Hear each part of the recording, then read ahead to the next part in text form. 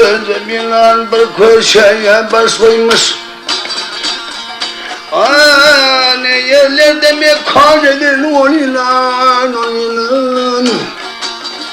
Gölgün aşıklarının gönlüne ağlıgan Zanetine yumsamatır ol yılan. Ne yerlerde halka boyan ol yılan. Yılan nedir kara saçın toplunu saydını.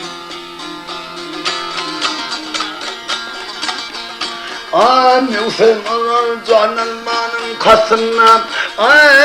Müşkepilmiş tanna gülleri finnav. Bolca bir adyetir çekken üstünde çek üstünde tavlanıp dur ol yılan. Yılan benim kara saçtır tavlanı saydını.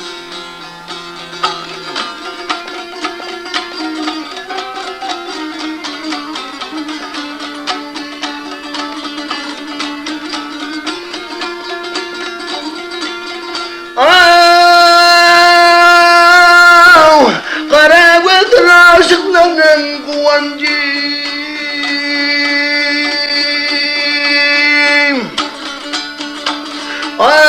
Senin kendini kattı canın sayınca.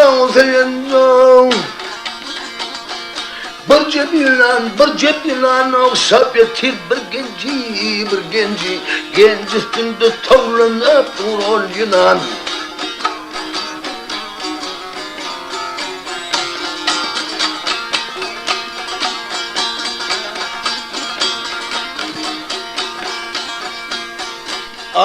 Kapını aldım bilmem kayırdan çıkıp.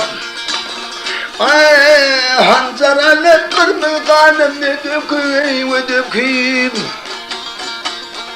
Kegülsün kendi sarıyla kakıp.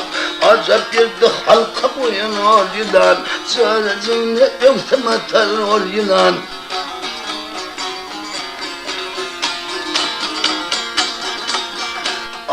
Nefes aydır devam işim mahzarım.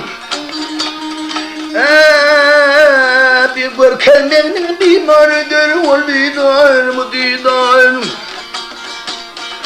Onun başından bilmesin azar vahadar. Çoğracığını yoksa matar ol yılan. Ne yerlerde tavlanıp dur ol yılan.